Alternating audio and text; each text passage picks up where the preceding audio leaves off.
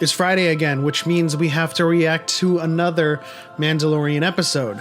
Now, I'm obviously tempering my expectations. I'm not expecting at all to see Ahsoka in this episode. Now, last week, obviously, we were introduced to bo-katan, and we finally inserted her into the story of the Darksaber. We know that she's looking for it, and she's helping Din Djarin find Ahsoka Tano, or find the Jedi he's looking for in his quest. And so Din is inexorably pushed into this plot, and a lot of people are expecting Ahsoka. I don't think we're going to see her until next week, where Dave Filoni is directing that episode. But in any case, I'm still going to expect to be blown away by this episode regardless. So let's get to the reaction.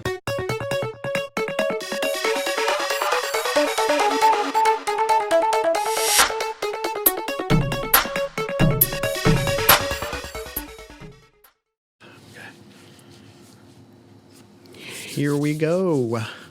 Still broken down. Razor Crest. Yo, is Baby Yoda helping?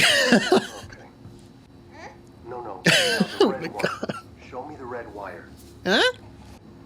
Oh my gosh, this is so adorable. Aww. You drink that bone broth. Oh, there you go. For all those who are asking, how does he drink? How does he eat? There's ways around everything. Well, I guess we're gonna see Greef and Cara. Oh! Did Cara become the Marshal of Navarro? The Siege. I mean, there's so many connections to the Siege of Mandalore, but the Siege of Lothal, none of that's happening though. Taking good care of him? Yeah, he said. I mean, he did get electrocuted at some point in this trip. Admittedly, for someone who's on a quest across the galaxy to find the Jedi, he often finds himself in familiar places, which is kind of contrived at this point, like Tatooine, Navarro. At some point, you have to ask yourself, are you making any progress in your journey? Of course, we're gonna get the child's experience of the first day at school. He's gonna eat some macaroons, that's what he's gonna do. Give me. You must. Didn't anyone ever teach you to share with the class? Oh, crap. This is the part in Mando's journey where there's an exclamation point on top of their heads, and he's accepting a new quest. Mind you, it's not a glowing exclamation point, it's just a side quest. You're literally at the front door. Is this his 9 to 5? Guardrail on this. Come on. Yeah, there is no guardrail. Like, who is designing all of this stuff in the Empire? In such a dangerous spot with no safety precautions. Back to tanks? I thought you said this was a forward operating base. I highly doubt we'll find a donor with a higher M count, though. M count? We would again require access to the donor. Oh, crap. These experiments obviously have something to do with strandcasts and the technology that enables what Palpatine is doing. And I think what we saw in those Bacta tanks was failed strandcasts of Snoke. At least that's what it looked like. I don't know how they went from vertical to horizontal, but Deus Ex Machina, everyone. Okay, yeah, that was a great idea. All of this looks awesome, man. The production quality of this show continues to amaze me. At some point, the Empire is gonna have to be like, we really don't know how to design places without glaring flaws and weaknesses. Kid's enjoying his macaroons. The Razor Crest is flying as new. Yeah, these are some crazy maneuvers, Mando. Oh.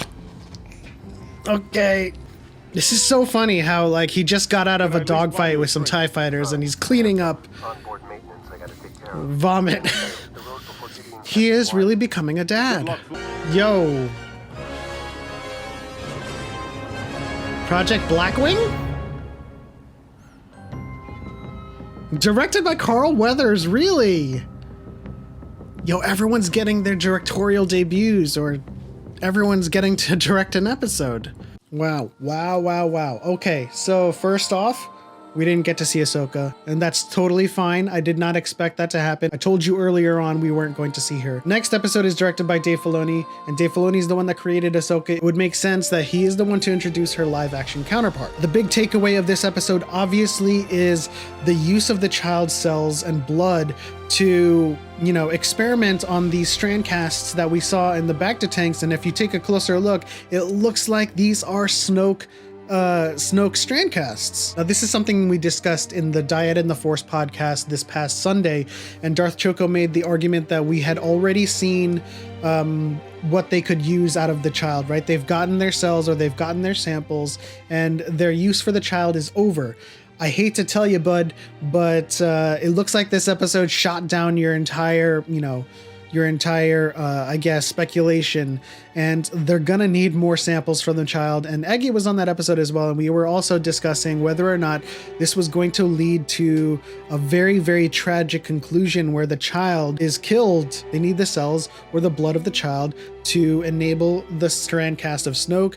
And we also discussed this on the podcast, or enable Palpatine's strandcast to persist as he's losing his power. We had the scientist on the holocom talking about M counts. Now, obviously, this means that they are trying to replicate midichlorians, which is something they haven't been able to do up until now, I guess. If they're replicating midichlorians and they are able to manufacture force sensitivity, at least in strandcasts, this changes a lot of what we know about cloning and stuff like that. Now, obviously, you can't clone midichlorians. You can't replicate it to the point where we have force-sensitive clones, right? Snoke is a strandcast, Palpatine is a strandcast. Now, this may go hand in hand with Sith arts or the Sith alchemy or secrets only the Sith knew, where they are injecting midichlorians into strandcasts to enable some sort of force sensitivity, or to do a transfusion, as he said in the episode, where Palpatine could transfuse his force sensitivity using the cells of the child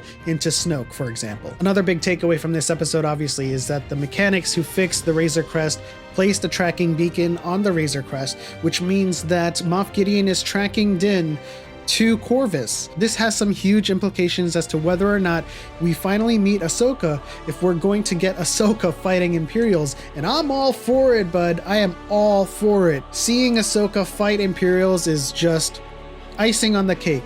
We could just meet Ahsoka, and Din is like, here's the baby, and Ahsoka's like, what am I gonna do with a baby? But if we get Moff Gideon tracking Din Djarin to Corvus, and we meet Ahsoka, and Moff Gideon shows up, and Ahsoka just happens to engage in some Imperials with some lightsaber action, I am all for it. I am 100% in. Now, we also might see bo-katan return as well, because she is inexorably part of this storyline, given how she's trying to get the Darksaber back. A lot of people are reticent about including bo-katan and Ahsoka into the Mandalorian story, but I'm telling you guys, it's not going to be the case where they're going to completely take away from Din Djarin's story. Their involvement is completely additive. Ahsoka is part of this show because of the child. Bo-katan is part of this show because of the Darksaber. And their involvement in the show revolves around those key plot points, and it has nothing to do with taking away the spotlight from Din Djarin. And then the last thing we saw in the episode, obviously, is Moff Gideon's experiments as well. Now, we saw in the bacta tanks it could be strandcasts of Snoke, strandcasts of some kind,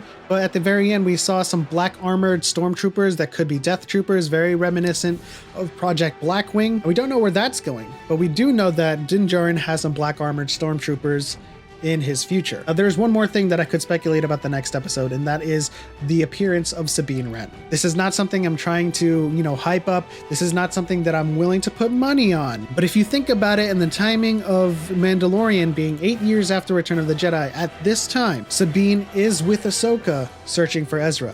Now, this could be a story that is resolved in the Ahsoka spin-off series, but if it is not resolved currently, that means where Ahsoka is, Sabine is as well. But if that story is resolved and we get that gap filler in the Ahsoka TV series, that means Ezra is with them as well, and they found Ezra, or they didn't find Ezra and they're still searching for him. Whatever the case may be, next week is the episode. Dave Filoni is directing. That may be when we get to see Ahsoka. That may be when we get to see Sabine. I'm not putting my money on it, and I'm not willing to place any bets on the appearance of Sabine. All I know is that the timing fits. She is with Ahsoka at this time. And if we see Sabine, I'm gonna lose my mind. I am going to lose my mind if we see Ahsoka and Sabine. But in any case, that'll do it for my reaction to The Mandalorian: The Siege. If you guys enjoyed my reaction, please leave a thumbs up. Subscribe if you're new, if you want to see more reactions. If you want to check out Dyad and the Force podcast, we're 2 episodes in. Episodes air every Sunday. You can find it on Spotify as well. We talk about all of the current events and hot topics in the Star Wars universe,